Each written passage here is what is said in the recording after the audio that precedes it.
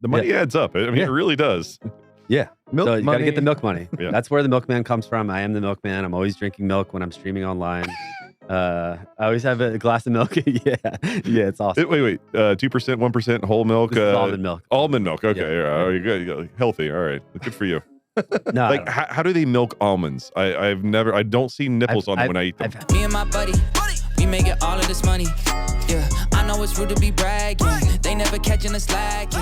Me and my buddy. All right, guys, welcome back. Table One Podcast. Co-host Art Parman, other co-host Justin Young, and very special guest today, Greg Merson's with us today.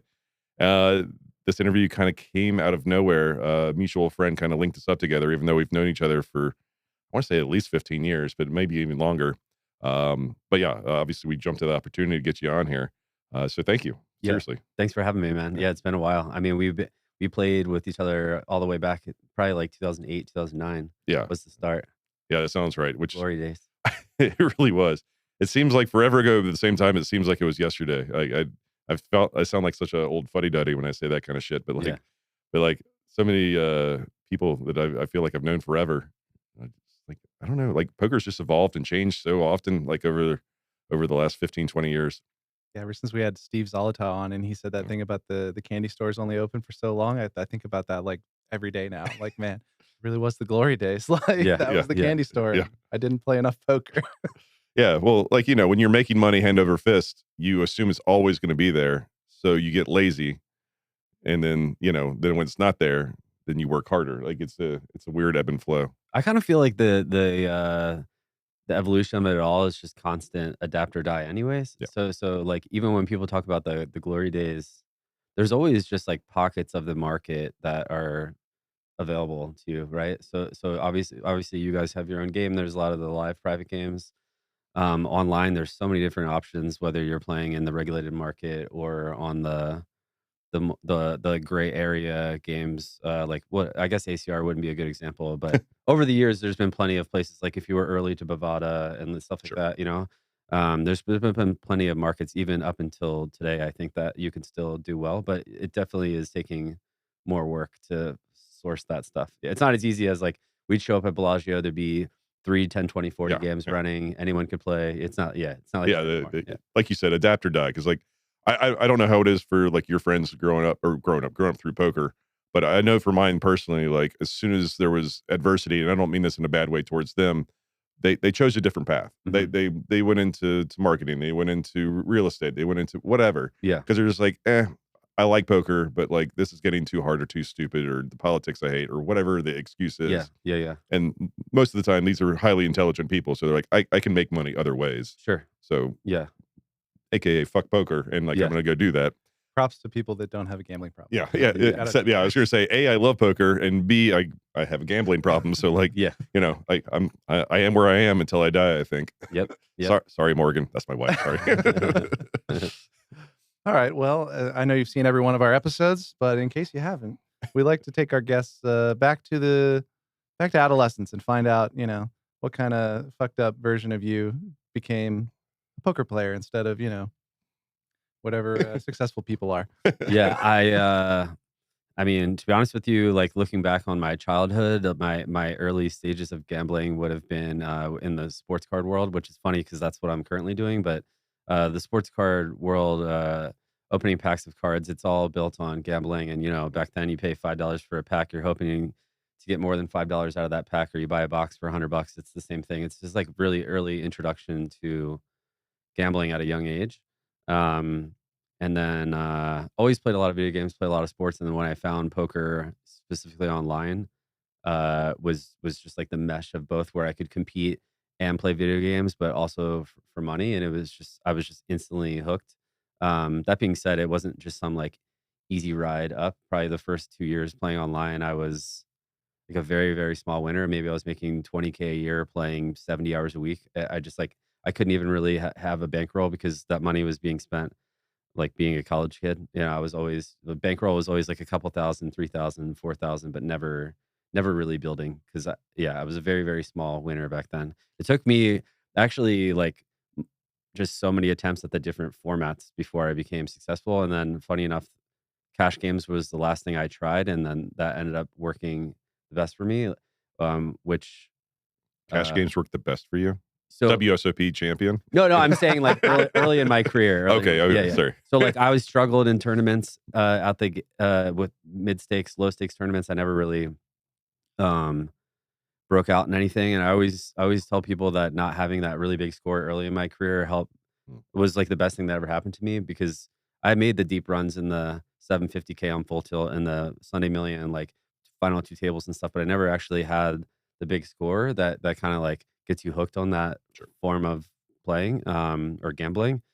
And sit and goes just like never really did that well in. And then I wasn't really sure what I was going to do. I finally started playing cash games, and something just really started to click for me. And that's when it all started to take off. And then honestly, from there, like when I played tournaments, I would only play them like for fun, right? So then when I would feel so free playing whatever the buy-in was, because I didn't have to rely on the income or like making the money or like It's a free laddering roll up. almost. You're lighting the money on fire, and then it's a free roll. Yeah. I mean, like I enjoyed playing them, and it's not like I was just punting in them or anything, but it gives you, in my opinion, even to this day, like a really big advantage, especially in those high pressure spots when you're at a final table and you don't care about laddering, or you don't care so much about ICM, and you're just trying to win. Yeah, so that's all early career as wrapped up as quickly as possible without it sounding too boring. Because most of the stuff is like, oh, I watch Moneymaker, I watch ESPN. Yeah. Because obviously I started in the same way. That's how I found poker. That's just kind of like my early career was like staked for small tournaments. Eventually built up bankroll to go on my own for cash games, and then it really took off for me. I got Supernova Elite on PokerStars in 2008, which was like the real building up my bankroll. Yeah, that's worth a lot of money. It was worth like 6 figures or something. Yeah.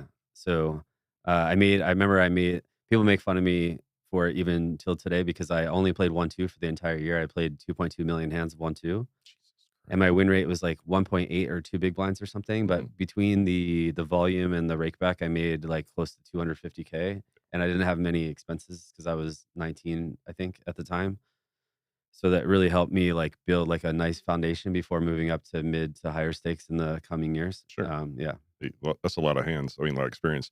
Did you play cards or anything growing up? Like, I mean, how did you even learn the rules of poker? Just watching like on TV, or? Yeah, I mean, I played Go Fish with my grandma, and that's it. I had no poker. She was better in the than you, family. wasn't she? That's She would let me win. She would let me win. Oh wow! Yeah. All right. Yeah. No card playing experience in the family, really. My dad played a little bit, but he's gotten more into it as my career took off. Sure. But I'd say no. Like I remember playing with my friends. I would have the hand rakings written down on a piece of paper next to me to know like what beat what.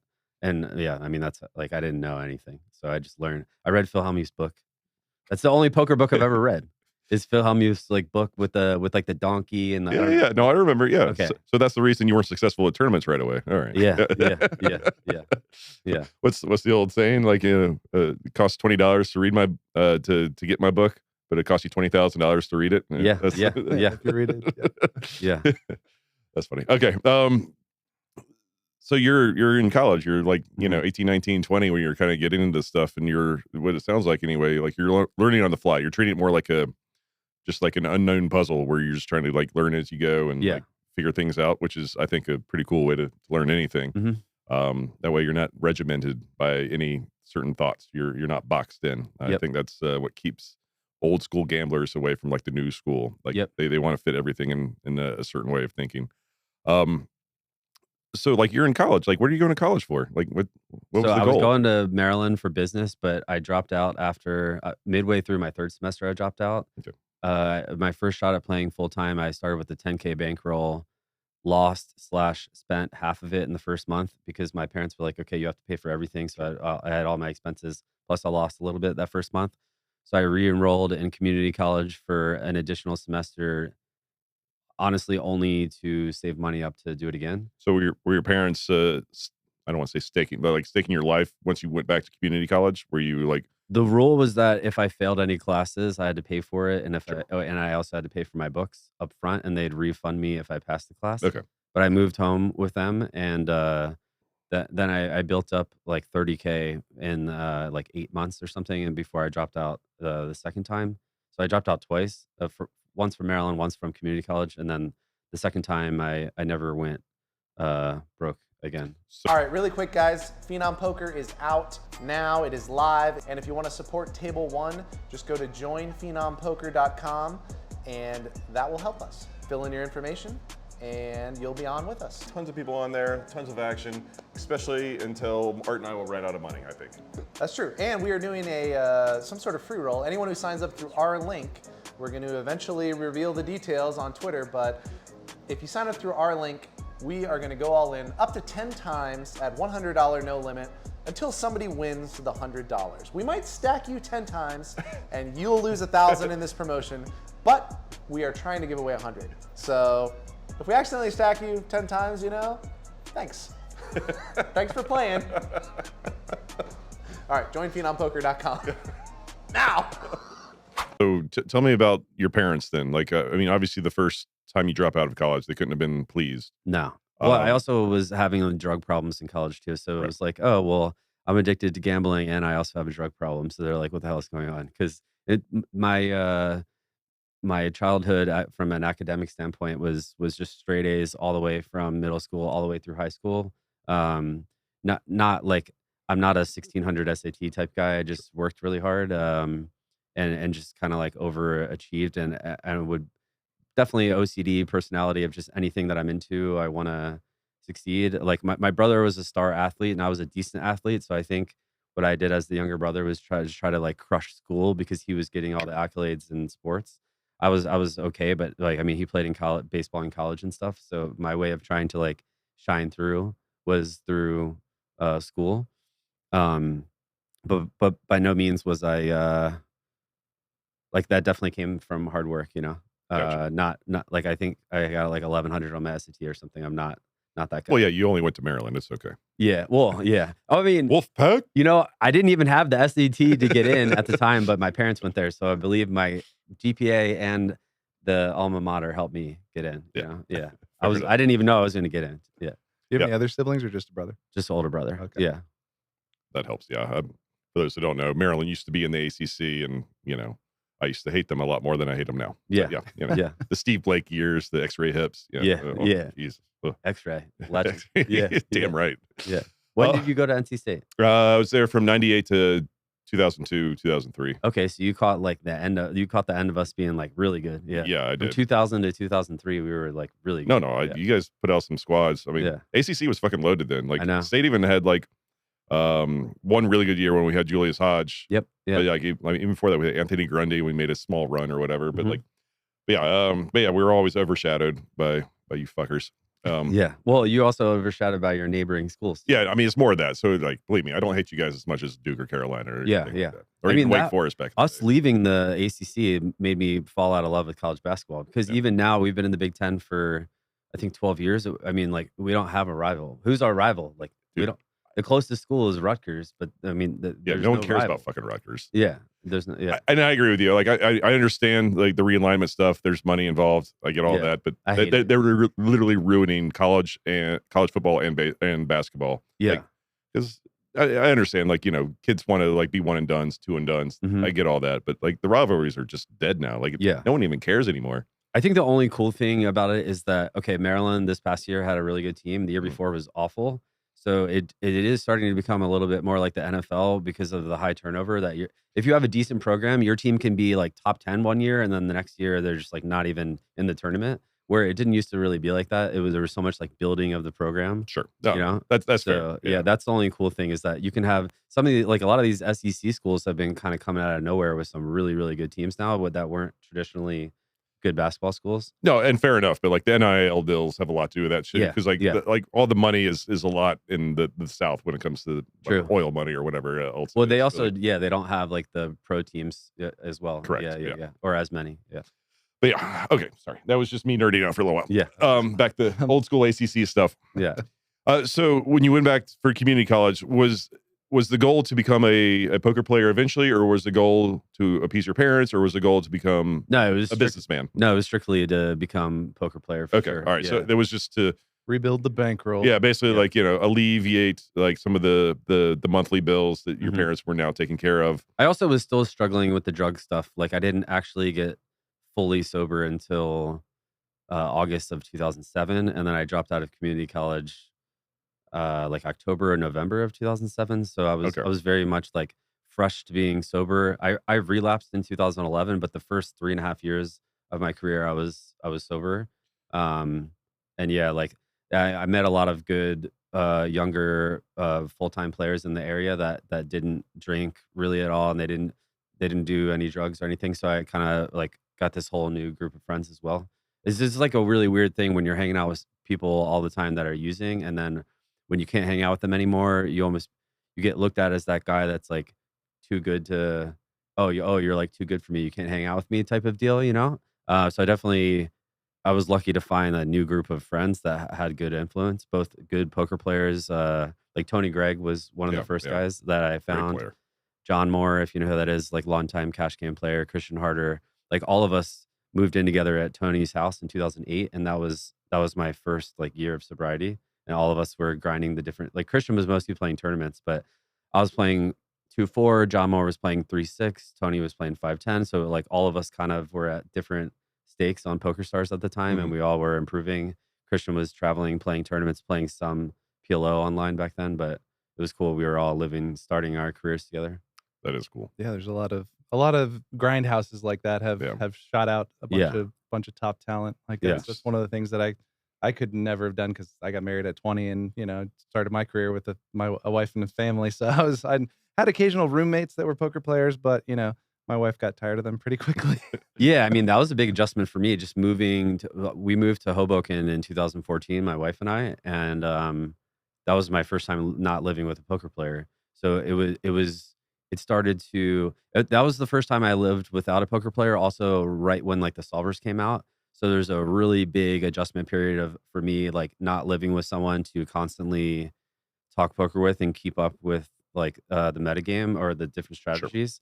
And then also the game completely changing at the same time. So I'd say from like middle 14 up until like 16 was a lot of me having to adjust and learn kind of on my own without having like the network of people that I was used to always talking poker with. Yeah. Kind of similar to me. Like I didn't like whatever. I was living with my wife way before that, but like in my neighborhood, we had Eric Baldwin and Ryan Welch. Like I mean, like everyone's like 2 blocks away from each other. There's like 12 poker players like that lived in my neighborhood, and we'd all have cookouts or whatever. If someone made a final table, we'd all go sweat it or whatever. Yeah, which is great.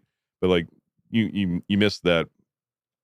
Just like chatting, and you're like, oh, well, why would he do this? And it's like, oh, then you get 4 other people echoing, like, okay, well, he's thinking this probably, or this, or this. Yeah. And it's hard. I look at my dog, and he doesn't give me shit, and like, he just sticks his tongue out, and like he gives me no good advice. I really credit the tournament success. Obviously, I ran like God that summer, but just in general, like when I had played tournaments back then, no one knew who I was really, because I would just go to Vegas every summer, play the cash games. I'd play the 3 or 4 6-handed events, and I'd play the main, and that's all I'd play. Maybe I'd play like a 5K full ring or something, or like 10K. I think back then they had 10K pot limit hold'em. I'd play like 7 tournaments. So the tournament guys didn't really know who I was, but I was always living with guys that played the tournaments. So I got to hear the hand histories every day and just like what the metagame was and stuff, and understand like where I thought I could exploit that. This is all pre-solver. So I just feel like I was really like ahead of the game back then, even though I wasn't like well studied in tournaments. Kind of no one was, because there wasn't all the tools as well. Yeah. So this is before solver, where everyone had the way.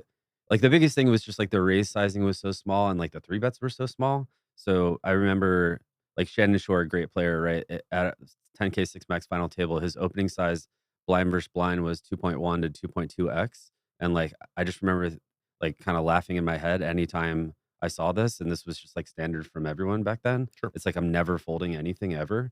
And same thing for the 3 bets. Like the 3 bets were so small. There was like some guy that 3 bet me off 30 blinds from like 2 blinds to 4.5 blinds, and I called with Queen 10 suited, and then I ended up stacking him that summer, and he was like, oh, how do you call that with? Because like back then, like everyone just like clicked it again or folded, and I was like, this doesn't make any sense. Like, why would I not just call here? Obviously, it's like very clear now that we just call here, but that just wasn't the way it was back then. Yeah, I agree. I mean, that's why I think GTO is going to kind of like find itself a new answer as well.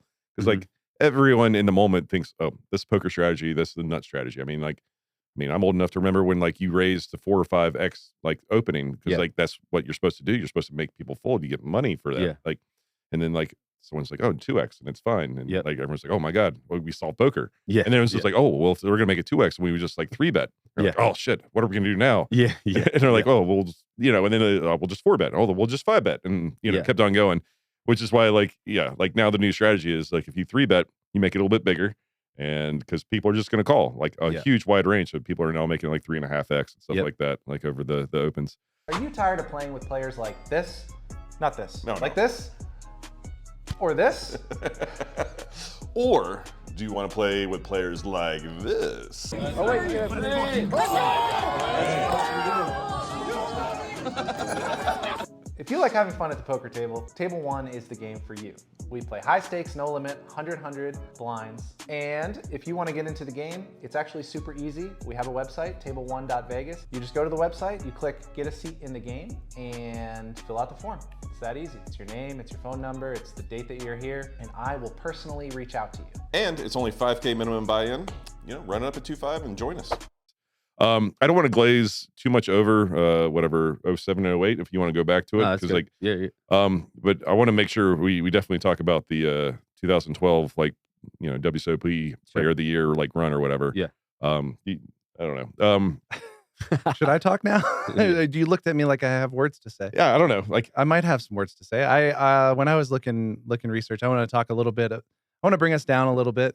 I think I saw something about you had your first $1 million year and then relapse into losing some of that money. Yeah. Well, I didn't have $1 million year, but I had made over $1 million playing cash games online. Okay, I would play live poker too, but I never kept track of my live results. I don't think I really ever did. I definitely won from 2009 to 2008 to 2000 through 2010 playing live poker, but I don't think I was a very good live poker player because I was playing 24 tables online. And then when I go play live, I was too young, I was too aggressive, I was too loose. Like I was, stacking off with ace king for 300 big blinds, like all these things that just like you don't like, just very obvious now that like this guy's aces, whatever. So I just like wasn't that good of a live player. So all like my whole bankroll came from online cash games.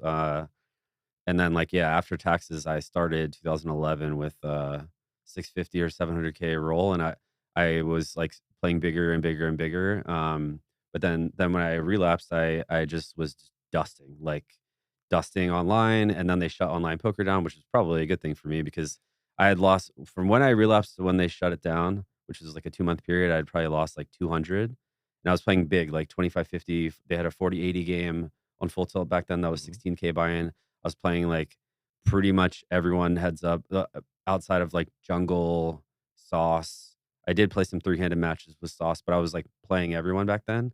And obviously like playing under the influence, probably not a good idea. But I do remember the first time I played Bobby's Room, I was high. I played 200, 500, half and half, and I lost 90K with at that time, maybe like a 400K bankroll. I had 75% of the action. So like huge loss. I just kept losing, spending. And then by the time I got sober at the end of the year, I might have had like 180 or 200 left. But I was going down the route of just being broke, and like it was just a matter of time, just spending. And because at that point, my drug habit was definitely 1,000 plus a week, and then just losing money on top of it. So just torching. Yeah. If it's not too personal, what was the triggering thing that got you back into drugs? I just, I self-sabotage. No, like I was actually That's normally partying. mine. So I was partying. I'll name drop here, and I'll do a little Phil Hellmuth here. So I was out partying with Michael Phelps. We had a table. Do you guys remember Wale? Remember the singer or rapper Wale? I remember the movie Wale. You guys don't know the rapper Wale. You're not Wale, guys. Anyways, he was performing. He comes over. He's hanging out at our table, whatever. I'm like doing blow that night. This is kind of like the beginning of the end for me. And then that was the first night that I ended up doing Roxy's, like the blue 30s, which are like Oxy. Okay. Roxy's are just like a sister parallel to Oxy, which is just synthetic heroin. Right. And I'd always stayed away from that stuff because I knew that it would ruin my life. But for whatever reason that night, that was the first time I tried it. And I did like a really small amount of it. And then it just was like the best feeling of my entire life. And I totally understand why people get hooked on this stuff and can never get off of it because it was just like unreal, like unreal. Yeah. Even to this day, I can still remember that. And then that's the thing about drug addiction is that you will always chase that feeling until the very end, and you'll never get that feeling again. You'll never get that feeling of like that first time that you really had like your most like enjoyable high, and it's just that constant chase to get it back and increasing the dosage, but you'll never feel the same, right? Which is kind of sad, right? And then it gets to a point where you're just doing it so that you're not sick. Right. Yeah. Yeah, so it's a pretty nasty. Did you get all the way down that road where you were doing it to not feel sick? Yeah, I mean, like I never got sick because I had the money to pay for it, you know, so I could Gotcha, get I see. pills because I always had money, so there's no problem. I could just get whatever I needed. But yeah, I never got to the point where I didn't have money, right? Um, but I never touched the pills in college, but I was like Adderall, weed, and Coke were my three biggest things. I never had an issue with alcohol, but I still don't drink to this day because when I did relapse, it was because I had been drinking alcohol and I did Coke one night. Um, but the first 3.5 years I was sober, I didn't drink for the first year, and then the other 2.5 years I drank maybe like once a month. But I had such a low tolerance, 3 beers and I'm like drunk, but I never crossed the line to other things. Then I finally realized, even though I know to this day that I could drink alcohol and I feel like I could control myself, there's just no reason to risk it. And I never cared for alcohol enough to make it, part of my life. I guess the only time if I'm like at a nice restaurant and they're breaking open a nice bottle of wine, I'm like, man, I really want some of that right now. Even though I never drank wine ever, but it's like, Wine's delicious. yeah, okay, yeah, I know. I know you guys like your cocktails. Yeah. Well, my wife actually can't drink, and she just gets like, I don't know, she gets like really itchy, and she doesn't, but she loves like margaritas and wine, and they've come a long way on the alcohol-free wine. Like, yeah, it's I actually have done tasty. some of that. Yeah, That's good. I do a non-alcoholic beer probably once a month or something. I Okay. should have brought one. Yeah. Yeah. Well, no, you're the Drinking milkman. milk. You're I'm the milkman. We'll get to that later. you're not the non-alcoholic beer man. That's way too long of a Yeah, sentence. yeah, Can't wait yeah. till Christmas. I'll be the eggnog man. Yeah. So I guess to take us now to 2012, I got sober. I actually got sober in Vegas. I've told this story a few times, but not in a while. I got sober in Vegas at the Aria Hotel. I was staying with Christian and Tony. Christian came in the room and caught me using. He was like, "The fuck are you doing? Like, you're ruining your life." And something just really clicked for me when he said that. He really just called me out on my shit. And I flushed all the pills. I called my mom. I was like, I went through the first 4 days of detox at Aria. I never left the room other than to get cigarettes. I was shitting myself. I was throwing up. I had the chills, fever, or whatever, like all of it, just like awful. And then I flew home on the 5th day and I didn't start feeling normal for probably 7 or 8 days. And keep in mind, this is really only from using pills for like 6 months. Like I can't even imagine the withdrawal for people using for years and stuff. Yeah, it was awful. Like worse depression on top of the worst physical stuff. Because getting off blow is all mental. It's not physical. There's no physical withdrawal from blow. It's just literally all mental. But like heroin essentially is both like the physical and mental combined is just I wouldn't wish that on anyone. Just like the sickest I've ever been in my life with like the worst depression I've ever experienced. It's just nasty.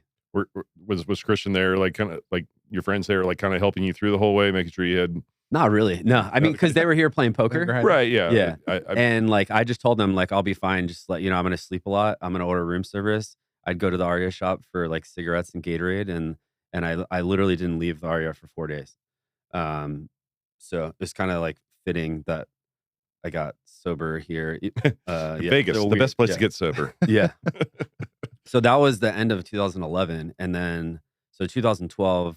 Like part of the reason you like see me get emotional for like both the bracelets is because it was just such a quick reset on how much I had fucked up my life the year before, and I didn't really feel like I deserved it, because it was such like I final tabled the main when I was 7 months sober, right? Like I didn't even start really playing like really good poker probably until the end of February, early March, because getting sober, it's like my mind had to like rewire itself on how to play and process all the spots being sober again. And I felt like I was just in a rut for like a couple months when I went back to Canada. And then like end of February, early March, I just started really like crushing again. So from like 2-4 up to moving all the way back up to 10, 20, 25, 50 before I came out here for the summer.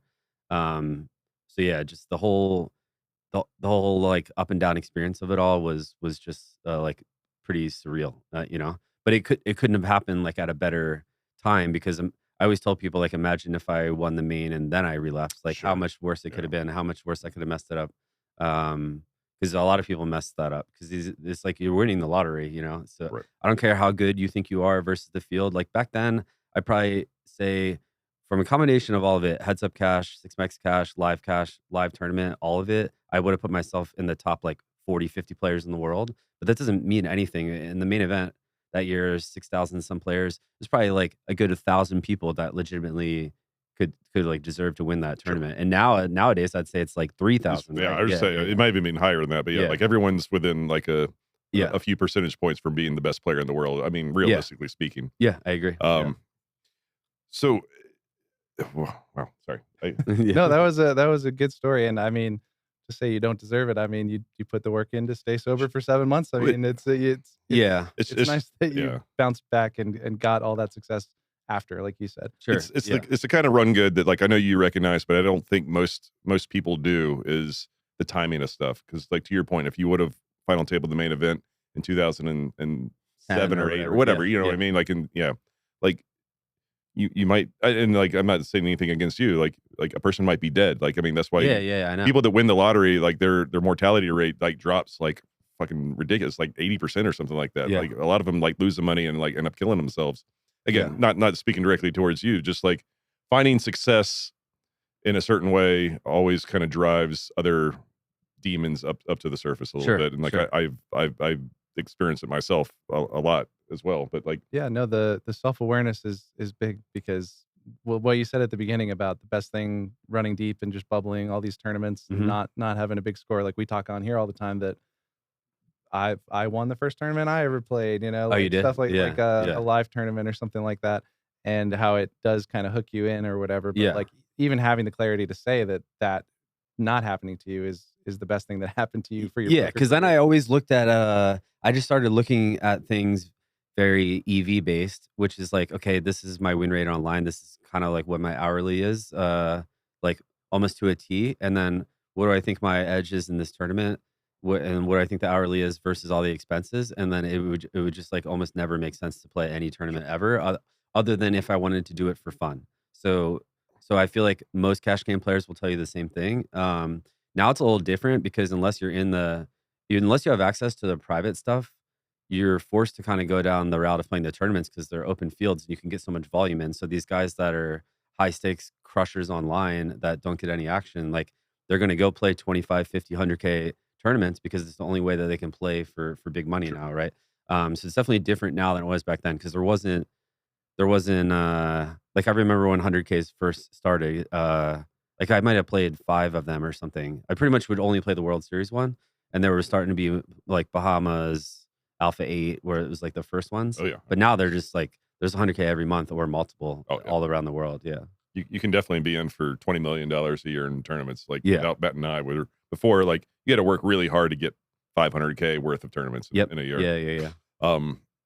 So I do want to touch on the 2012 run Mhm. quite a bit because A, it's very impressive, and Sure. B, like I am still like good friends with Shannon Shore, so like that 6max 10K. Mhm. I remember that final table. It was up on the stage, Yeah. and I can't remember, there was a British kid up there as well, but like Nate, was it Nate Dog or something? I What don't- is his online name? maybe I honestly don't remember, but like the rails were absurd. The guy's drinking beers from his shoe. Yeah, Yeah. I did as well. Like Yeah. it was one of those like weird like moments where like our rail was maybe like 15, 20 people deep or whatever. Yeah. You know, every time Shannon wins, we yell stuff, and like Yeah. the Brits are always so much better at like that kind of shit than we are. Yeah.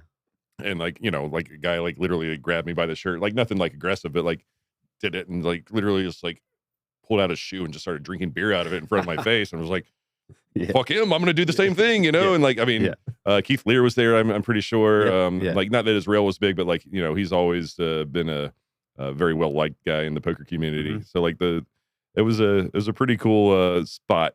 It was over $1 million for first, if memory serves. Yep.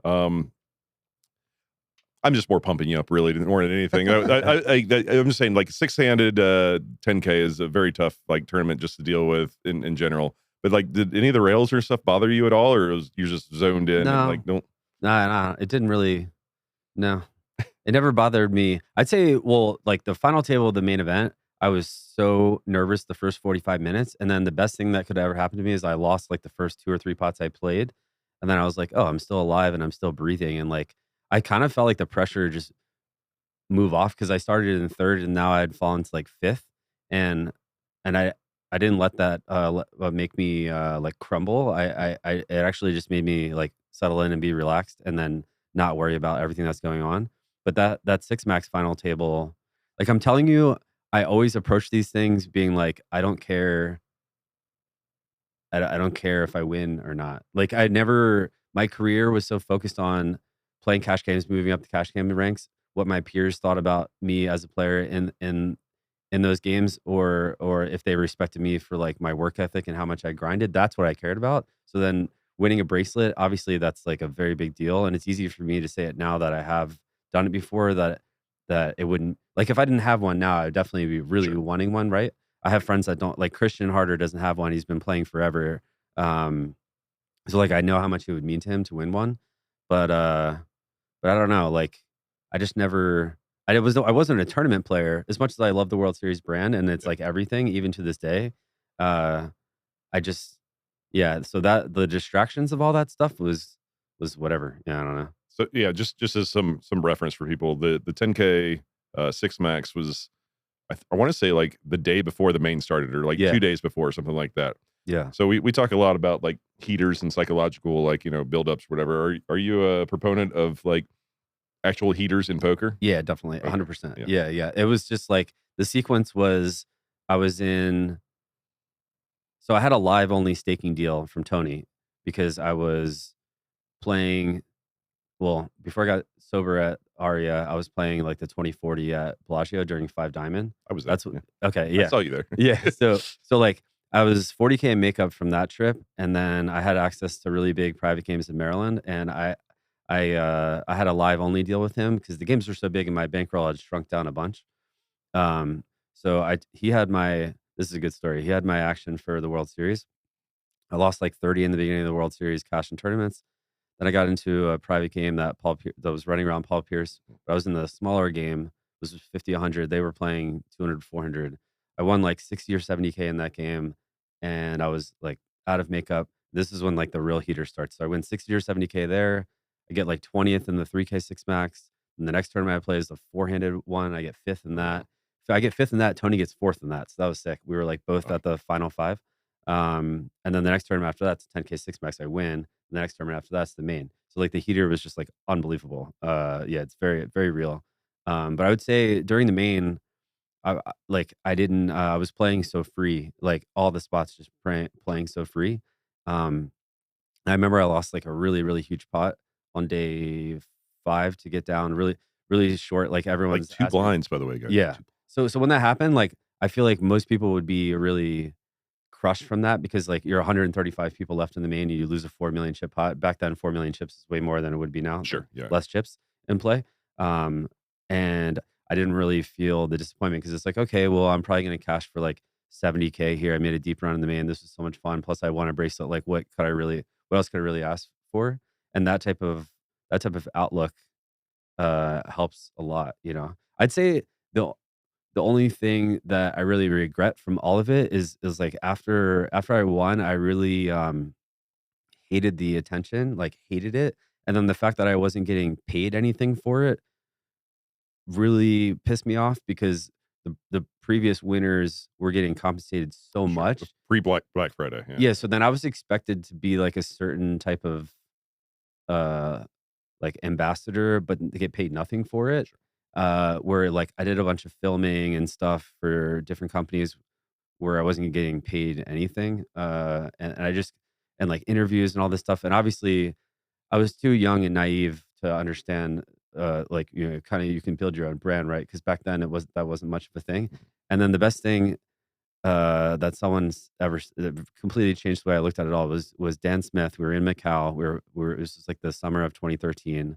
We were in Macau for this huge tournament in Macau. It was like 5 million for first. It was during the World Series.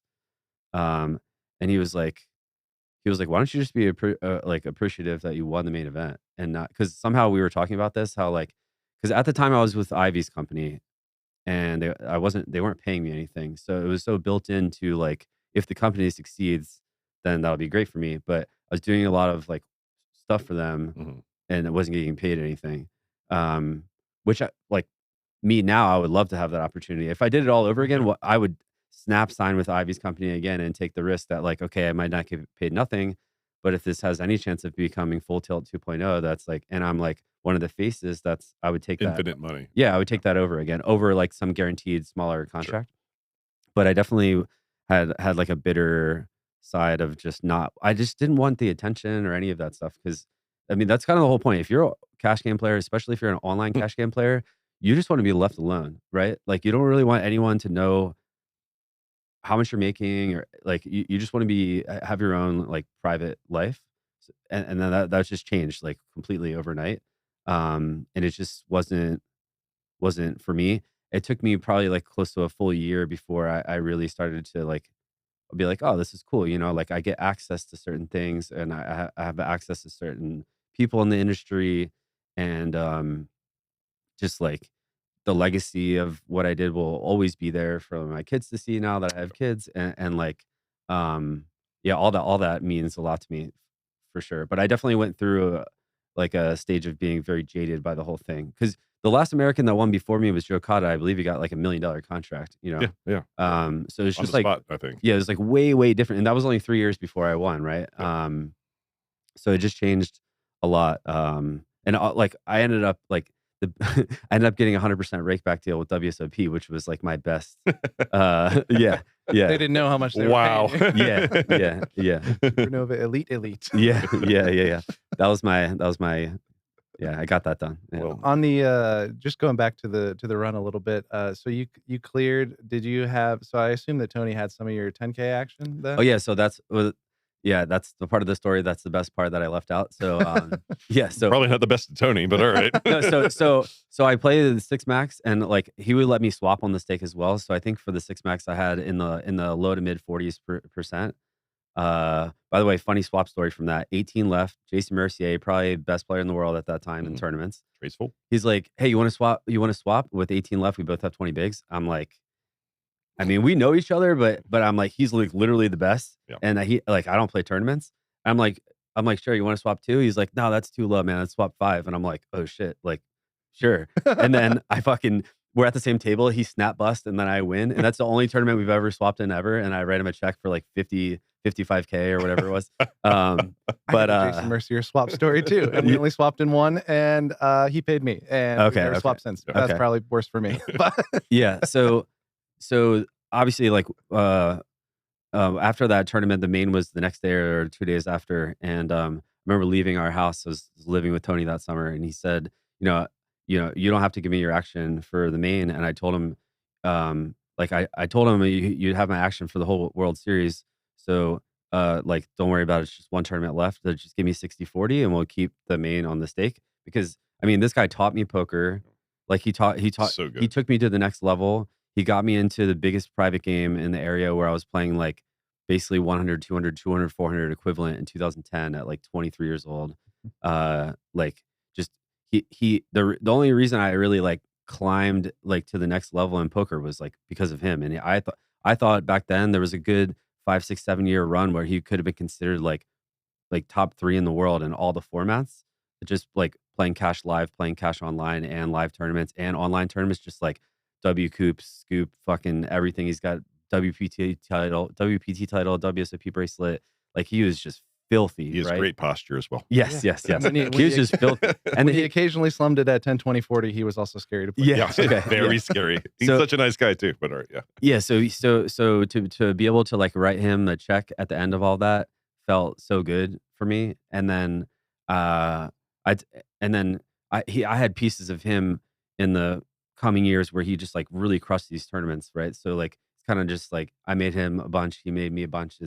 And he's definitely up on me lifetime. But I mean, if you take your ultimate like mentor, someone that you looked up to so much, like I could never feel bad about writing that guy a big check because I would have never been nearly as good as I was if I wasn't living with him full time. Like we were living in DC together. I lived in his house with him in Maryland. We traveled everywhere together in Macau. We traveled Europe together. We lived in Vegas house together every summer. So just to have access to a mind like that for that many years just was like a cheat code, you know? Like some of the stuff we were doing pre-solver that ended up being like clearly right was mostly due to his thoughts, you know, not really me. Gotcha. Yeah. So just curious now, like what is he up to now? I haven't seen him on the scene in quite a while. So he actually lives in Hawaii. I like it so far. Hawaiian tone is what I call him. He lives in Kauai, which is a very small Yeah. island there. That's where they shot most of Jurassic Park. That's right. If you've never been, that gives you an idea of what it looks like. So he has a son who is almost 1, and he's mostly trading the market. And he also taught him. He's so good at poker. He taught himself how to play mixed games, and like did incredibly well with that. He was coming to Vegas to play the mixed games during the summer. And I think it was 2 summers ago where a lot of the mix had gotten private, where he could only really play bobbies. So he just played 3K, 6K and bobbies. And like he's self-taught mix player, had only been playing for a handful of years. He's just like one of the sharpest, brightest minds. Like if you wanted to still play poker, and even when he was playing, if he really wanted to be like, I want to be the best, he would have been the best. I mean, he's just so good. Yeah. So good. I'm glad he's gone. Yeah. More for the rest of us. Yeah. So, I guess one last main event question before we move forward. We had Jesse on the pod. He hinted at a deal. Did you guys? Yeah, we chopped. Yeah. So that was really cool too because I got 7.2, he got 6.6, and they don't facilitate. So Vanessa Selps was his coach. And I didn't have a coach, but I just had like a rail of good poker players. So Christian came with me, Vanessa came with him, all 4 of us out back. I'm smoking a cig. I'm ripping a Red Bull, probably like the 4th Red Bull, ripping a cig. They got the cell phones out doing the math, and then we just handshake, and that's it. There's nothing in writing. There's nothing. Yeah. And then even better, I don't know if he told you this story, is that he probably didn't, but did he tell you the $1.3 million check story? No. Okay, so that's really good. So then I'm not home for 3 weeks after I win because I was with Best Bet Jacksonville, so I had to be there immediately after, regardless of how I did. So I was there for 5 days. Then I went to Miami for a few days. Then I went to my now wife. She was studying for med school in Syracuse. So I went to her place for 2 weeks. So I was gone for 3 weeks. And I mean, this was stupid of me, but I should have just wired him the money. But I had my parents send him a check.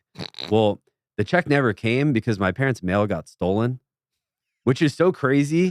And it's the classic story of like, hey, the check's in the mail. The only reason my parents know that their mail got stolen is because their credit card bills didn't get paid. And they would like write checks for their credit card bills back then. So that's why they know it got stolen.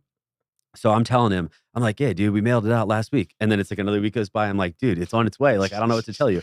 And then how does mail work anyway? That Greg Merson, what a scumbag. Yeah. So then I ended up getting, around the same time, I had someone fake a check of mine. So I ended up getting a new bank account. And then wired him money, but like it took probably 2-3 weeks, and he's like the whole time I'm like, yeah, it's coming. He's like, I owe him 1.3 million. yeah. He's just I know. He's like, hey, I need to pay out the guys that I swapped with. Like, what is this coming? Yeah, I'm surprised he didn't bring that up. Maybe he didn't coming. Just a handshake, buddy. Yeah. I didn't put anything in writing. Yeah, that is a good story. Amazing. Yeah. All right, so let's get past the main event win, which is awesome, by the way. Like $8 million. Well, 7.2. I started with the deal and stuff. Yeah. Okay, yeah, sorry. So I know we have some similar thoughts on this, but like private games became a big part of poker around 14, 15-ish time frame. 13. 13. Yeah. But so like it's tough for someone that, you know, like is actually like good for the game as far as like talking and not being a robot or whatever. Sure. Your only like fault is being good at poker. Like how did you view the uprise of all these private games? So I was getting access to them. Like I played JRB's game in the Bahamas. We played 200, 400. I remember I like 4-bet ripped King Queen suited on Ben Lamb's Queens for like 40K and won both runouts. And then when that happened, Brandon Steedham was sitting across from me. He immediately invited me into his game in Kansas. Mhm. And I was like, wow, this is awesome. Cause I knew to like give the action and stuff. When I played Brandon's game, I lost like 160K pot there running a huge bluff, but I think he was just seeing that I was too good for the game. Like I won there. It's not like I crushed there. And then even the games I was getting access to in the Maryland area with like Phelps and some of those other guys, I wasn't getting invited anymore. And I don't know, like I just wasn't getting access anywhere. Even moving up to the New York City area where there's a lot of games, I wasn't getting into any of them. And like, I don't know. I know how to like give a lot of action and do all that stuff, but I think ultimately when people know that you're a good player, it's kind of hard to get past all of it. So there is a game that I play at in New York that's really good. It's big, but I don't like. I think what I asked the guy how I did last year. I made 6,000 because I really just go there to socialize, network, meet really successful people in other businesses, and just like not. I mean, I'm not trying to lose, but I'm not really trying to like crush these guys. Sure. So yeah, like I don't know. It was just a weird time for me because I was getting into these games when I was younger and didn't have the accolades and was just like a 23-year-old online poker player, and I was playing huge in these games. And then after I won, it was like a short burst of getting into them, and I was like, wow, I'm gonna be able to play these games like all the time. And then I don't know if I just like played too sharp or what, because like I said with the Ben Lam hand, like I definitely was. I know for sure in that JRB game, I beat JRB in a bunch of pots, and like that's definitely not a good idea, you know. Like like first time playing with him. That's right. Yeah, I mean, I was so young, like 24, 25 years old, to understand how to navigate that space at a high level and be like, oh well, you know, maybe first time invite to this game, I'll like purposely lose 30K or 50K because the lifetime run of the game is worth like a lot instead of just winning 40K and not getting invited back ever again. There's stuff like that, you know? Sure, but like I mean, on the other side of the coin, unfortunate for you is like any recreational player that plays with you, you beat him in a pot, even if it's a small pot.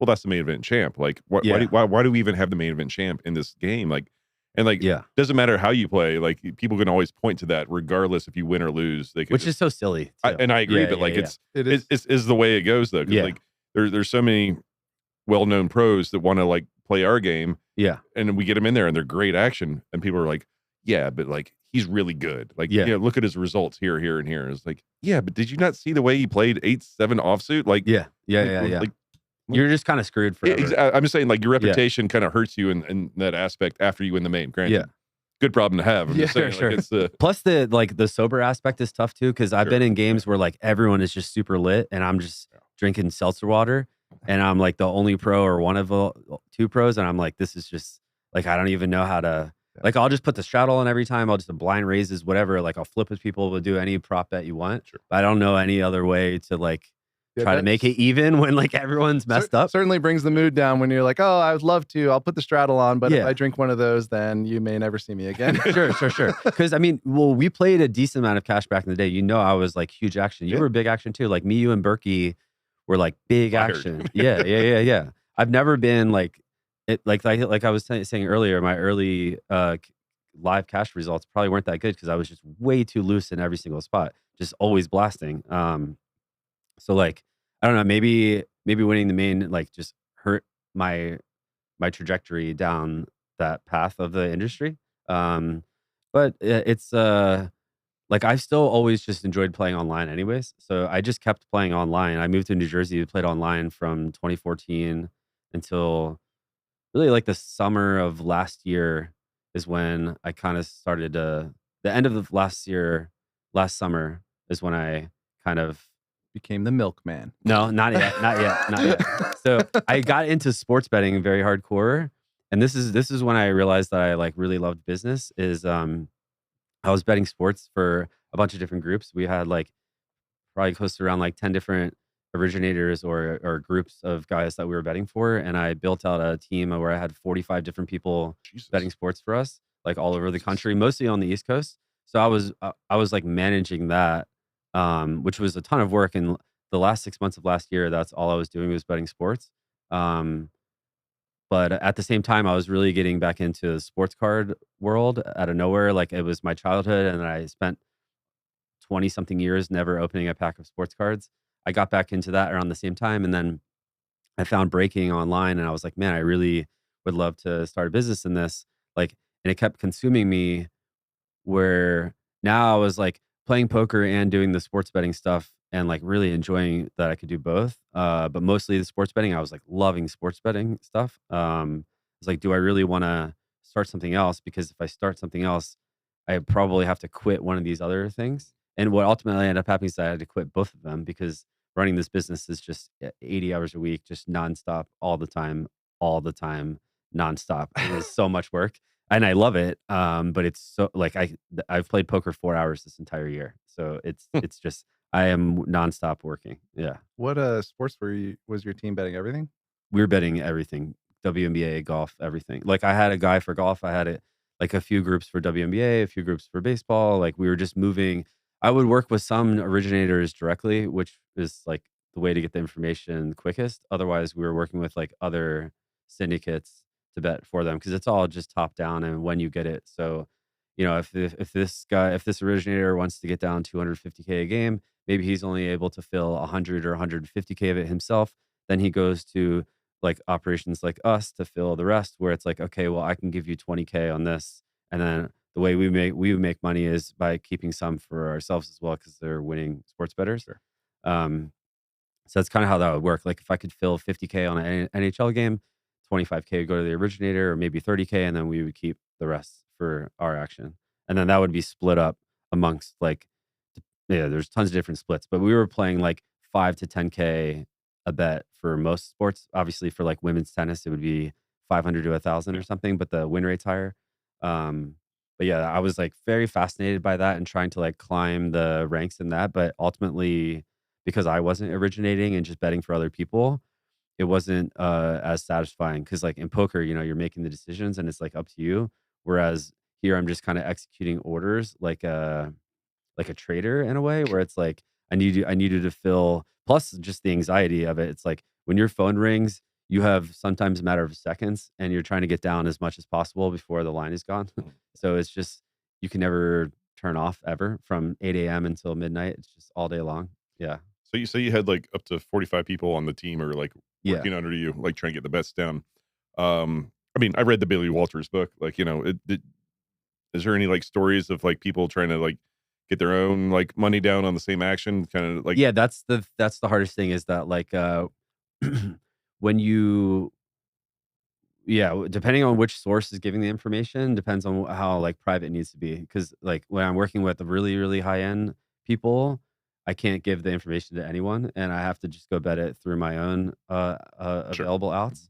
But then that's like a huge problem, because you're just constantly losing accounts. I mean, like I get accounts that last for 6 days, that last for 3 days, that last for 2 weeks, that last for a month, and you're just constantly getting shut down over and over and over and over again. You have to always find new accounts, and that's another thing that I just was sick and tired of doing. Like even if you have like I'd get an account that could bet 10K a game, and then I've literally been cut off in like 6 bets, because it's just like they see you beat the Lions Sure. 6 times in a row, even if you only won 1 unit, or even or if you just lose, even yeah, it if you doesn't broke matter. even, they don't Yeah. care. They'll just cut you off immediately. So it's tough, because there's such a cat and mouse game of like giving the action to kind of fake that you're not sharp.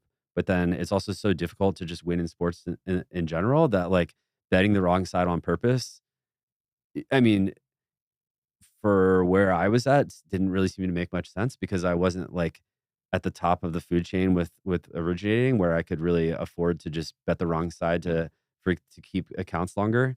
Because yeah, like it's so top down that like the first people getting the bets are getting the highest win rate, right? So if you have an originator, let's say for a UFC fight that has like the current line is like -120, and he says that he'll take it to -140, right? Well, like his action that he's getting down plus the first people that get access, they're getting all the money down at 120, -120, -125.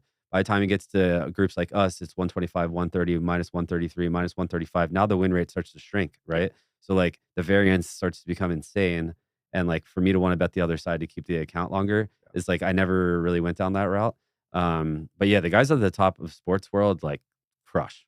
I mean, they're yeah. I was privy. I'm not going to bring up his name, but like one of my good friends back in the day. He's one of the better ones at that stuff, and like Mhm. he let me like sit in a couple Saturdays during college football season. Uh-huh. He originates?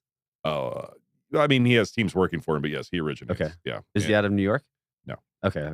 No. You would know who he is, I promise. Okay. Yeah, because I was working with a lot of guys from poker too, you know. And it was such a cool operation. Oh, It it's was so just much like fun. I think every 2 seconds he's just like, this guy's about to call me, tell me this is going to happen. I know that's going to happen. That's fine. I need to Yeah, get like yeah. $250,000 down here, but I'm going to bet $50,000 over here because I know these guys think I'm sharp. We're going to Yeah. move the line about 1.5 points, and then Yeah, I'm the going to come move, back the and fire. faking, And I'm the just like, faking is I was like, insane. what is going on right now? He just has Yeah. like literally like at Wall Street, like, you know, Wolf of Wall Street, like someone just coming into the office like every 2 seconds to like Yeah. tell him news or whatever. And he's got 4 screens up and like on the like 2 different like phones. It's insane, dude. It's amazing. Like, Yeah. I mean, It's so much fun. And then like the problem is it's so much work. And then the most fun thing is to watch. But then the top guys, in my opinion, similar to daily fantasy, because they have to put in so much work that like you don't even have time to watch. You know, like the real like the guys that can really separate themselves from watching and like the sweat of watching. Because if you're in the lab like running the sims and like getting the bets down all day from like the mornings, from what I could see from the NBA group I was working with, there'd be like a morning wave of action that we're betting between 11 and 1 p.m., 11 a.m., 1 p.m. And then there's another wave between like 5 and 9 p.m. So there's like these 2 waves of like getting the action down. But obviously there's like a ton of work going on throughout the day following news and on like rerunning the algorithm and stuff. So then for you to sit there and also watch the games is like such a long day. But for me and my whole team, like that's like the most fun thing because we're not originating, right? So like when we You're have sweating. when we have 15K on a college football game, like of course we're watching. Like it's so much fun. And I had very rarely bet on sports my whole career. Like maybe just like the Super Bowl, Kentucky Derby, like or whatever. If we're playing poker and you're like, hey, you want to bet a 300, 500 on the game tonight? I'll take a side and there's like no vig. I'll do that. But I'd never like bet sports before. So I was very fascinated by it. But yeah, finding the accounts and just the nonstop hustle of all that stuff is Too much work than it's worth. I mean, it sounds like it anyway. I know. I mean, if you get the ceiling is super high, you know, I mean, like if you can get, the ceiling is high, but it is a lot of work. And it's ultimately, if you're not able to get to the point where you're originating your own stuff, the ceiling is just not that high. Right. Yeah. That's what I'm saying. Like, Yeah. just in your position, like you still have to worry. You're still managing 40 people. Yeah. You're still like pushing pennies basically like on edges and stuff like that, which is and the variances because so the last 6 months of last year we did really really well, and then the first 4 months of this year we got destroyed. I had my partner running the fund for me. The first 4 months of this year we got crushed. I'd say for that total 10-month period we were like a small winner, but like I was still bullish of having this be a part of my income stream until I realized there's still like the liquidity needed versus the edge, which the edge is always kind of questionable anyways, because it's so small. Like you're constantly questioning whether you're even winning in the first place when you're talking like 1, 2, 3% edges. The variance is just so absurd. And then the liquidity needed to just always have so much money out to so many different people on all these accounts. Like it's just it's like I could just be investing my money in a better way. yeah. Yeah. So you And your just put- time. Yeah. Yeah, it was- Well, I wasn't running the company Oh, that's anymore. So like my partner was running the fund. I had nothing to do with it. And he just he's going to watch this interview. He torched it. But he had all the same information. I think we just ran really bad and like, you know, maybe we were getting stuff a little slower, so our win rate was dropping. I don't know if me not having my face on it affected like when we were getting certain information, because I think a lot of these guys knew that if they passed me information and they needed it to be private, that it would stay that way, right? Because that's the biggest thing is like if I have something that I'm trying to fill a 100K position on and I only got 20 or 30K down, and you're the first person I tell, like if you go tell other people and they go bet it and move the line before I can fill 100,000 on it, like you're fucking me, right? So there's Right. a huge trust involved with like getting past this information. If they catch you doing that, they'll start giving you the wrong side because then you'll move it for them. Yeah. It's like a very, very cutthroat game. Yeah. No, that's why I brought up the Billy Walters thing, is like a large part of his book was about sports betting and Mhm. like running like this kind of syndicate. Yeah. And like anytime he suspected anyone doing it, he would like feed them false information. Yep. And like knowing that they're gonna bet, they're gonna move the line with their own $10,000. Yep. Like no, trying to get ahead of it. Yep. And just basically he's like, yeah, I fucked you because I knew that you were a snake, basically. Yeah, and that costs them nothing. Yeah, Like exactly. if you fill them 5K back to them by doing that or something, and then they're betting 250 on the other side, like it doesn't matter that they paid 5K to move it. Yeah, but it was so fascinating to see when I had like the sharpest information to see, especially for NFL Sundays, like 2 hours before the game, that we're taking Colts 7.5 here. And then within 30, 45 minutes, it's at 7 and it closes at 7 and we get the half point there is because the NFL liquidity is so deep and Yep. to move a line 2 hours before the game needs to be like Especially massive. 7.5 to 7. Yeah. Yeah. So that was so cool to see. And why my conviction was so high was just every day, like take the under here at 208 and this NBA game is closing at 206. This is just like every single day across the board. So like conviction for me was really growing where I wanted to put a lot more capital towards it. But like I said, I mean, there's so much variance. I don't think people quite understand. Even a lot of the poker players that were betting for me, like questioning whether we were winning or not. Like I just don't think they understand what sample sizes really look like in this space with the edge being so small. So yeah. So are you just out now, or you're still? Yeah, so we closed down the fund like in April. I would have had to put more capital in to really like get the size that we wanted. And then that's where I was so deep into the sports card business that like, so we have 2 studios open now. We stream on Whatnot. And if I'm putting any capital towards anything, it's towards this company and growing to more studios, to more inventory, to more streamers, to more content. All of that stuff is what I'm most interested in, and I think has like good upside. So that's where I'd put money. To those only listening and not watching, what's the name of the company? So it's called Savage Breakers Club, and on the back of my jersey is the Milkman, and that's why I'm sitting here. I'm drinking milk. You know what the Milkman comes from? Actually, it comes from poker, and you'll love this because sometimes the theory says, oh, it should have 2 sizings here, like a small size or a really huge size. But like, your man. This man is going to pay half pot and he's not going to pay 3/4 pot. That's right. Or that he's going to pay 3/4 pot. He's not calling 2x pot. So like you got to go get that milk money. And sometimes that milk money is 3/4 pot. Sometimes that milk money is 10% pot, right? Sometimes on the river, that this guy is dick and you're going to bet 5% pot because he has too much of an ego to fold and he's just going to call to see your hand. And you just made 5% of the pot that the theory would have said to do something else. And you just know that this guy has nothing. Maybe he missed a draw and has ace high or whatever, you know what I'm saying? Yeah. You just know that this guy has nothing. It happens a lot in PLO too, where you can just bet one big blind because like the guy's like check folding. And then like sometimes you get that one big blind, Yeah. The money adds up. I mean, it really does. Yeah. Milk so you got to money. get the milk money. Yeah. That's where the Milkman comes from. I am the Milkman. I'm always drinking milk when I'm streaming online. I always have a glass of milk. Yeah, it's awesome. Wait, 2%, 1% whole milk. This is almond milk. Almond milk. Okay, Yeah. Oh, you're good. You're healthy. All right, good for you. No, I Like, don't. how do they milk almonds? I don't see nipples on them when I eat them. I've had you put them in a bag with water and then you like soak them. That's all you really do. And what comes out is like That's milk? the soaked result. Yeah, like what's the byproduct of it? Is it just like I'm not really sure, but I know that I lived with a guy one summer that would make it by scratch, so I watched him do it. So that's how it's done. Yeah, Just soak the almonds, yeah, the milk. yeah. all right? So in this metaphor, the guess it's recreational players are the almonds, and Yeah. you're the I'm the- water. No, I mean it's just that's so we all so my It's team. kind of nice. You have the nuts, And No. so So my That one team, big we one. all have nicknames. So we have the Goose, which was also an ex-poker player. We have the Boogeyman, which is also an ex-poker player. Then we have the Feeder, who used to play poker a long time ago, but he's been in the sports card world for a while. So that's my team of 4. And then we have our full-time shipping guy as well. So I don't want to knock him, but we have 5 people on our team. Okay. And we stream 60 to 70 hours a week. And we started as a company January 6th. So we're coming up on 6 month here shortly. And it's been growing a bunch. We have over 17,000 followers on Whatnot Fuck now, yeah. which is not it's not a social platform, so like it's only for live selling. So that's like a good following on there. Whereas if you had 17,000 on whatever YouTube or social, whatever. yeah. I mean, it's still like good, but it's not. Yeah, it's a little different. Do you guys have a brick and mortar as well, or We don't. Maybe in the future I go that route, but for now I'm just building out the So how does that business online work? presence. You just break the cards online, and then people buy from you. So during that? there's two forms of it. You can, yeah, he knows. I know about this. Okay. Well, I don't. So there's two forms of it, and I'll tell you why I went with the direction that I chose.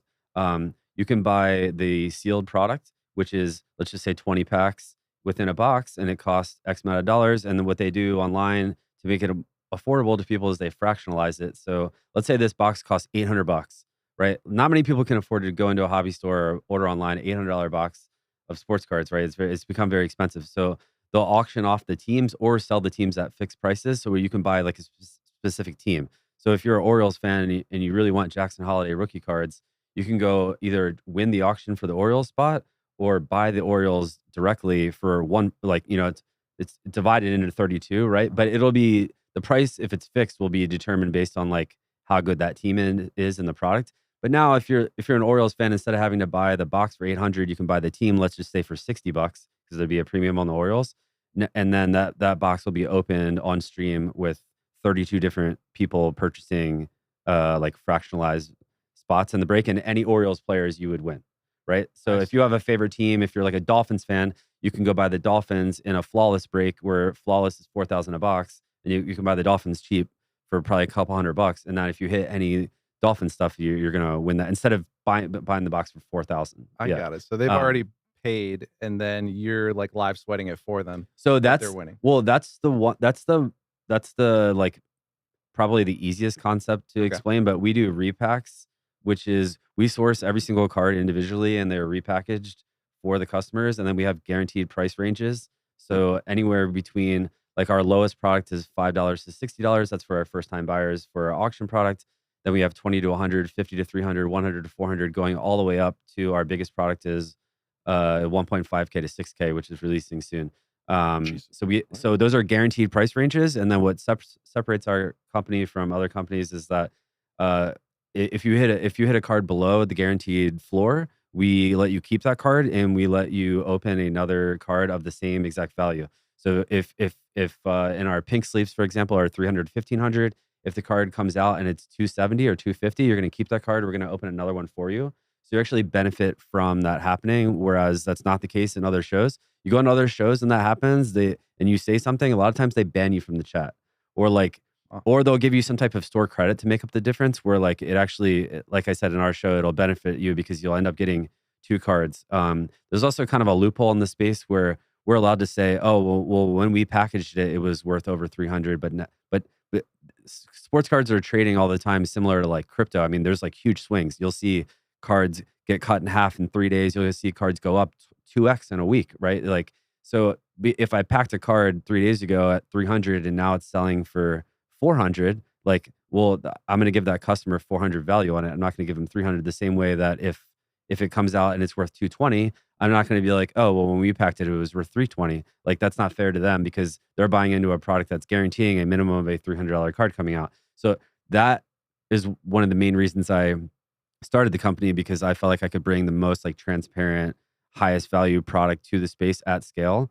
And that's been like my mission. And I very strongly believe that we charge the least or among the least in the space to break with us.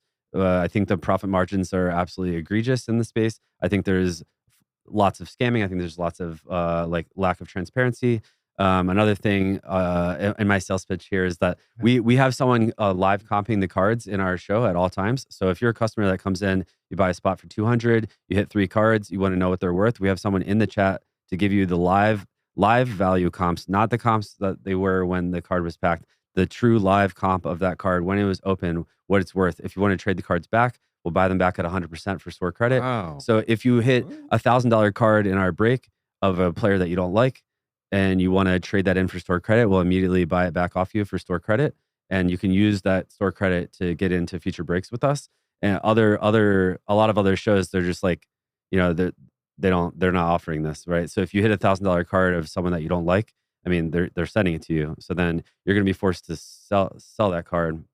Could take you a while to sell that card, depending on what the player is, right? So we just offer like a lot of things that aren't necessarily being offered, and now trying to bring that to scale, right? Because we started at 25 to 30 hours a week, and now we're at 60 plus hours a week streaming. So like the man hours needed are very much like draining everyone with the company to be able to offer this level of service and this level of transparency. We also have, I'm going to keep going just because I'm super passionate about this stuff. I like this. Okay. We also have the most amount of cards on camera at all times. So from the way we do our packaging, we have around 200 cards on camera displayed at all times, like that aren't moving anywhere. They're on camera all times. So for our highest product, we randomize for the card. So our highest product currently right now is 1K to 2.5K. There's 8 cards on the table, 1 for each division, and we'll use an RNG to determine which card is going to be in that break. And now all 8 divisions have a fair chance of hitting a big card. So it doesn't matter what division you're in because all 8 divisions are live. I always tell customers at any point, if you guys want us to open the rest of those at the end of the break to show you that all 8 divisions are live, because we've done this a couple times, just to show them like everything is live. Everyone has a chance. Like you're not drawing dead buying a division that doesn't have anything in it, because there's a lot of trust involved with participating with a repacker, because someone's making the product. Someone knows where the big cards are. Someone knows where there could be more cards of a specific division, right? There's like a lot of trust involved with participating in this type of like breaking format. So yeah, like we built our brand like super quickly. It had like a really good following on TikTok. TikTok shut us down because you have to be like whitelisted to break on there. It's like a long story. We're now whitelisted to break on there, but we're currently only on Whatnot, and we've had like a good partnership with them. And if you're not familiar with Whatnot, it's like, I think it got a $5 bill eval.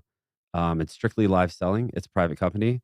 It's mostly sports cards. There's also beauty products. There's also sneakers. There's also Beauty like, products, huh? All right. yeah, big, yeah. I could use those. So it's not social, but I do think like our generation. How old are you? Old. 45. Sorry. Okay, how old are you? I'm 38. Yeah, I'm 37. So for our generation, like unless, because you guys probably are on TikTok, right? So live. We have a TikTok. Oh, Yeah. never mind. Yes. So live selling on social is only on TikTok right now, and live selling is going to be so big, like so big. Because you think about your wife, maybe she buys something from Lulu and she goes and looks up reviews on it or whatever. Well, now in the future, coming to like Instagram or whatever, on her feed will just be someone live selling Lulu stuff, right? So then you have women in the chat. I see this on Whatnot. They're like, they can ask the streamer, how does that fit? Is it see-through? Is it loose here? Blah, blah, blah. And like they're explaining the product to you in real time. Plus you can buy it there, right? So like, it's so like, it's like the 3D version of what's currently happening in your feeds, where you have them either having picture advertisements in your Instagram or like video advertisements. The algo knows what you like, and they're going to put live feeds of what you like, and they're going to try to sell you stuff through live feeds of people live selling. And this is not some like like fairy tale thing. I think it's very real and coming to like, yeah, I think it's coming everywhere. But people that are on Facebook and Instagram only, or Twitter, don't even know what it is. And like there's people selling like in the top end of this space, which is Backyard Breaks, is doing like 10, 15, 20 mil a month in sales just in sports cards. And there's multiple guys doing 3, 4, 5 mil a month in sales just in sports cards. And that's such a like niche market, right? There's so many other things. There's so many other ways, other things that are going to be sold in this Yeah, realm. I watch a chunk of like business podcasts, and like that's definitely hot, where people are like either influencers or streamers, and they're doing that. They're like selling stuff in like 30 seconds or less. It's like kind of mini QVC, like real quick. Yeah, exactly. This is what it costs. Yeah, All so right, it's bought. yeah, so Whatnot is built basically all through auctions. So everything is run at $1. So when we do our single team auctions, everything starts at $1. There's 20 seconds on the clock. There's like a little bit of a time extender per bid, but it's not met. It's a couple seconds. And then when the auction's done, like, the customer's paying what they want to pay. We're trying to sell them on paying a certain amount, but at the end of the day, they pay what they're going to pay. And yeah, that's kind of what the whole app is built on, just like live selling, live auctions for sports cards. Yeah. Remind yourself to teach me how to do that later. Yeah, it's a lot of work though. It's a lot. I was It's a gonna lot. say I don't know much about sports cards, but like, what's the biggest card that you've Oh, yeah. pulled or whatever for a customer? For pulling for someone on camera, because we don't do a ton of wax, which is like the sealed product. Okay. We've pulled a couple, like one card 3,500, one card like 2K, as like pulling for people. But in our show, the biggest cards that we've broken have been in like the 5K range. The thing is, like, I could put cards in the show that are more than that, but then the price range per division, because we sell 8 divisions, has to be so high. It's And then gotcha. I like to build breaks where it's not super, super top heavy. Because if I put a 5K card on the table, like when it gets hit, someone's gonna like kind of win the lottery, and then everyone else along the way is they're getting gonna crushed. yeah. So it's kind of like similar to poker, you want to like flatten things out more, where there's still people hitting like really nice stuff, but and it's not everyone gets a trophy, because I hate that. It's just like providing more value. It's more true to the price range that they're auctioning off, Yeah. right? Like, Yeah, so like in our breaks, you're getting such a without going into exact percentages, I will say that when you buy a box of wax, your return on wax for your money is about 20%. It is the worst form of gambling that I personally know of. Like if you buy $1,000 box of wax, on average, you're gonna get $200 worth of cards out of it. And then you're gonna have to sell those cards, and you're not gonna get $200 for them because no one's gonna give you 100% on them. So it's a very interesting hobby that wax is so popular when it's so overpriced. It's become so it's become so overpriced, which has pushed people into wanting to do the repacks, participate in the repacks, because your return on your dollar, or like the vig that you're paying is so much lower, like so much lower. So even like the worst repackers, you're getting like 50 to 60% of your money back, and then like the better ones, like I believe our company, you're getting way more than that back. So if you want to have the fun aspect of like the chase and the sweat and stuff, but not just get completely wrecked, that's why you come to a repack channel. okay, so Makes repacks are like the sense. straight bets, and I the other should've- ones are the parlay tickets. They're Yeah, getting because shit the out thing of. about wax is that the ceiling can be crazy high. Like there could be like $1 million You're card. especially one card, but like every other pack you're losing everything. Yeah, I mean, you can hit big cards out of wax, but like when a product comes out, maybe the product hit is like a 100K card or a 50K card, and then like the Paul Skeens one-of-one that went mainstream, that was like $1 million. So everyone was buying the boxes. I think we're like 600 or 700 trying to get this $1 million card. So I can see the allure to that. But for most product releases, the ceiling card is going to be like 50 to 100K. So, I mean, just for like the lower end products, maybe even like 20K, 30K would be like the best card you can hit out of this product release. And like, there's no, it's funny because the Tops and Panini are like not regulated. So you don't even know what the print run is on these packs, and like how many cards they're actually printing, other than the numbered cards, right? Sure, But like you don't get like a box run on like how many boxes they're making, right?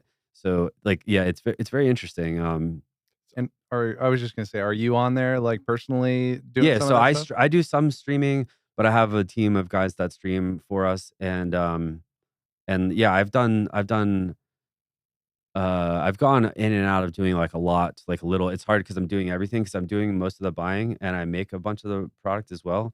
So yeah, and just always thinking like show concepts, trying to figure out like what people want, and watching other streams, like studying the market on everything. Is basically before I started the company, I spent like 50 to 60 hours a week watching all these streams, figuring out what I liked and what I thought we could do different.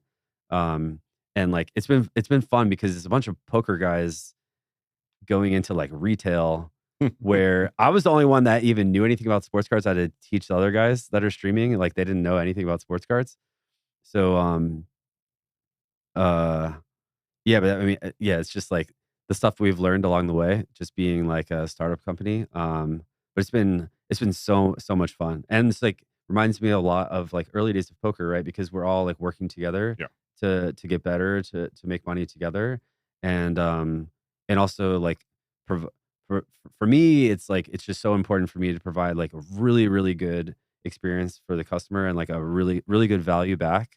Because I spent a lot of money on the wax when I got back in the hobby, and I spent a lot of money on repacks, and I didn't feel like either one was up to par, right? So that's what led me to want to go try to make my own.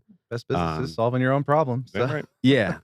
So do you and Blez hate each other then, or No, so I actually raid Blez a lot. So like when we finish our show, I'll send my customers to his stream. Yeah. But I've talked mostly with Tom Marchese. I haven't talked too much with Blez, but I like buy a product off Tom sometimes. And yeah, it's been like so much fun. It's just funny because like Tom and I, the year that he won Player of the Year, I was living with him that summer here in Vegas, and like I've known Tom for a long time. Like I met him in 2008. So just to like, obviously when he went into the sports card world, I never really spoke to him. And now that I'm in the space talking, not weekly, but talking, probably once a month or so, twice a month. Yeah. That's cool. There is a documentary on Netflix, I believe, about I don't know if you're old enough or if you guys are old enough to remember this, but like I think it was the '89 Griffey Upper Deck rookie card. I watched it. Yeah, it's awesome. Yeah, it's fantastic for anyone that cares about that kind of stuff. But like to his point, when things are unregulated, like the King Griffey rookie card was the hottest thing in the world. Everyone wanted one. So the Upper Deck packs, like most packs were like 50 cents, $1.50, something like that. But the Upper Deck ones were a little bit more expensive, and like everyone wanted the King Griffey rookie card. So what they did is they just overloaded the King Griffey rookie card, and they're like, well, they're gonna pay us like X amount for these packs anyway, and no one gives a shit how many we produce. And at the end of the day, everyone just had 6 in their pocket, and they meant nothing. Like they might be worth like $10 right now or something like that, where everyone thought they're gonna be worth like a few $1,000s even back. Yeah, they're worth like the same amount now that they were 25 years ago. I think I think the raw ones are like $50, and that's what they were. They were as high as 150 in the 90s, but they went down to 50. It's just funny, they're worth like the same amount now after inflation from 25 years. Which I feel like I had one. I lived in Seattle. I honestly think I have 5 or 6 of them because like I drank the Kool-Aid. I was like, man, this is great. I have 4 of them now. Oh my God, I'm gonna be rich. PSA 10's worth a lot to like 2,500 for PSA 10. Okay, I might have one of those actually. He had so many. He had one in his bike. Yeah. Well, that's So they've done a lot of things to fix that, and the market is in like a really healthy place. Yeah. But it is very interesting. The fractionalized selling of it all is so 40% of all of wax, like the sealed packs, 40% of all of that product is broken on the internet in like a breaking format. That's crazy. Where it's fractionalized. So that's what's driving. That's why the wax prices are so high. First of all, like if you're just a normal collector and like Prism's coming out and you want to go buy a box, well, it's not available anywhere. No one has it. And then if it comes out at 1,100 release and it's sold out everywhere, your only option is to buy secondary market. You're going to pay $1,300, $1,400, $1,500 a box, which is just like insane. Or you could hop into a break for a fraction of the cost and get the same like sweat for much cheaper. So it's good and bad because it allows people to participate in the higher end products at a fraction of the cost. But then it's also adding VIG to a product that already has way too much VIG to it. Yeah. So that's the only thing I don't like about it. I see the appeal, and I think it's cool that like, a 16-year-old kid could hop in a break for 10, 20, $30 because these breaks are happening at all different price points, like very affordable. We run breaks where it's $30, $40, $50 a team. Very, very affordable for anyone, any like financial status to hop in there. And then we run breaks that are $650 a division that are like a lot more expensive. So we kind of offer like the full range, but there's I like do and don't like the certain aspects of the fractionalization of it all.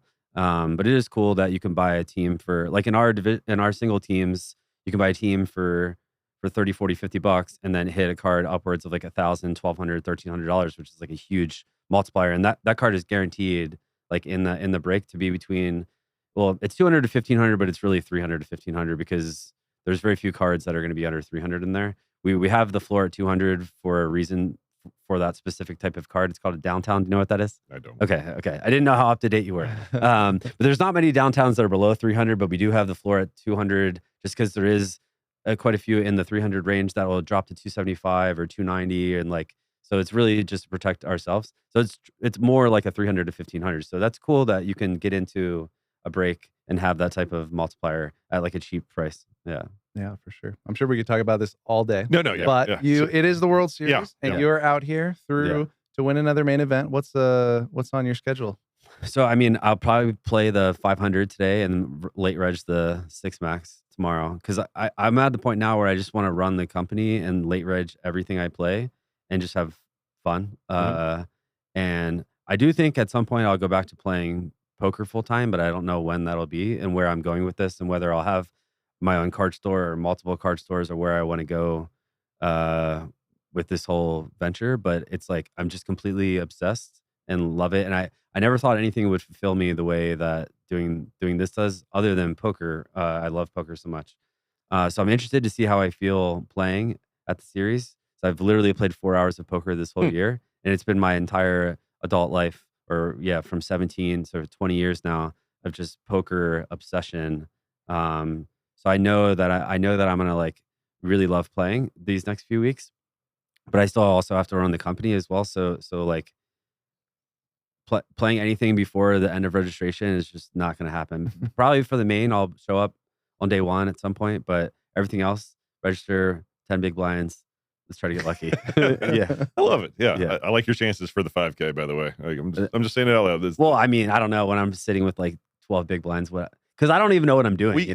We have a long history of people running good right after the podcast. Okay. And it's our like to say, and like I don't want to highlight this point, is mainly because we have a lot of crushers on this game, like on the pod or whatever. So like we're just going to fall into it backwards. But I don't know. I like your chances. Like late reg the 5K tomorrow. Hope you crush. I know you will. So yeah. And just one more time, it's Savage Breakers. It's on Whatnot. Savage Breakers Club on Whatnot. Yeah. Okay, and that's all I have. There's no like other website to go to. No, SavageBreakers.com. We should be on social doing that stuff more. I mean, we do have our own YouTube, same thing, and we do have like a TikTok and Instagram, but we don't grind the social as much as we should. Like, I think my whole team is kind of anti-social media, which is a disaster when you run a business. That sounds bad. Yeah. Well, we'll put all those links in the description. Yeah. Okay. Yeah. But on Whatnot, they can check us out, and we have really good first-time buyer promos, and I think that we're like really gonna put like we're really gonna change. We are like already in the progress of like changing the outlook on the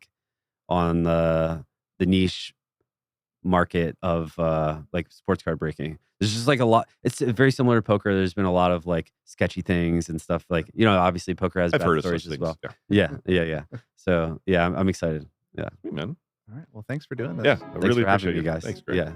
All right, guys. The pod. Bye. Later, guys. Me and my buddy, we make it all of this money.